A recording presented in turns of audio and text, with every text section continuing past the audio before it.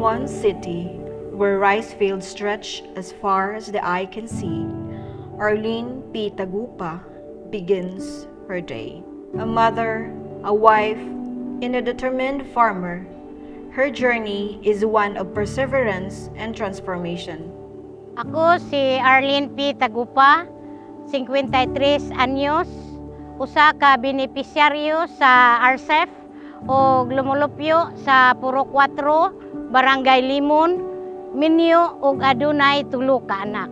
For years, Arlene toiled on her farm using traditional methods, facing the relentless challenges of manual labor and the unpredictability of nature.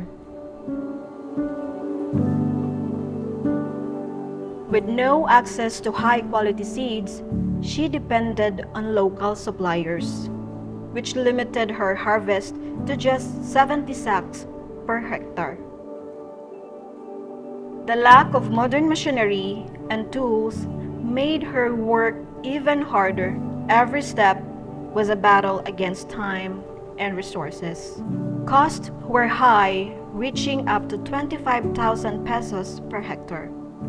Despite their efforts, the returns barely covered their needs. Pait kayo og lisod ang among kinabuhi sa wala pay RCEF.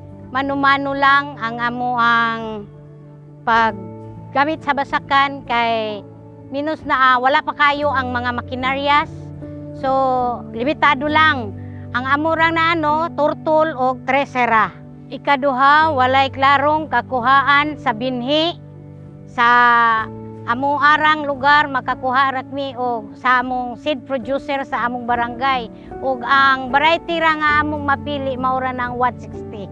Og ikatulo, kinahanglan gyud mi nga mangutang ngadto sa trader para lang among mapinance sa among basakan.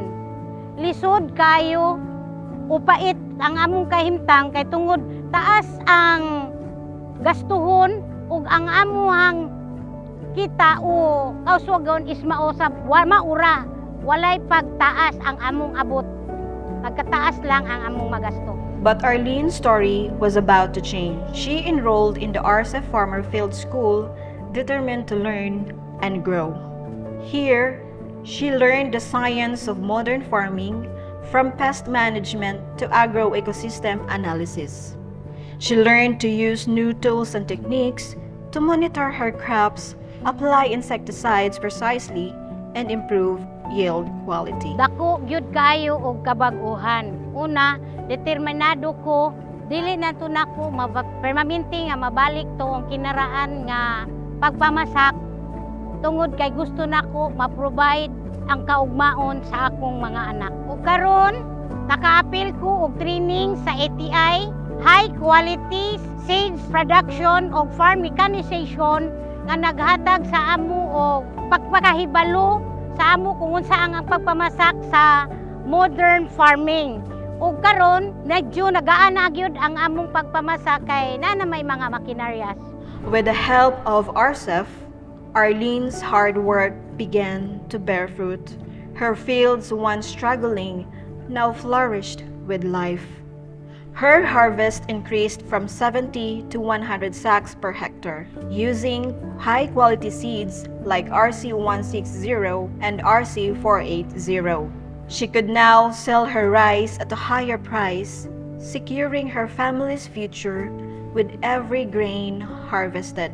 Modern machinery provided by the RCEF program made her work easier, saving her time and labor costs. Sa una, 70 ra kasako ang akong abot. Pero karon niabot na og 100 kasako. Tungod kay sa gigamit ang high quality seeds sa RCEF. Paggamit sa makinaryas nga gikan sa RCEF, mas gaan o mas madali ang pagtrabaho sa usa ka mag-uuma. Nakatabang ang credit support sa RCEF tungod kay mapunduhan na namo ang among galastuhan sa among basakan. Beyond her own fields, Arlene became a source of inspiration, sharing her newfound knowledge with fellow farmers in her community. For Arlene, every success is not just a personal victory, but a step toward a brighter future for her family and her community. Human nga nahimong benepisyero sa RCEP, nabag-og yun ang among kinabuhi. Sa tabang pod sa RCEP, sa Farm Field School, daghan usab kog nakatunan sama sa unsaon ang saktong pag-atiman sa umahan. Proud nga nakabot nako ang kalampusan ug ipadayon nako ang pagkat-on ug paglambok. Pagpasalamaton ako sa programa sa RCEP tungod kay nagatag siya kabaguhan sa akong kinabuhi, training sa ATI, FFS ug uban pang suporta sa RCEP. Arlene's story is a testament to the power of learning, community, and determination. Together, we can achieve a better future for every Filipino farmer. Join the RCEP program today and learn how to grow and succeed. Visit your local agricultural office for more information.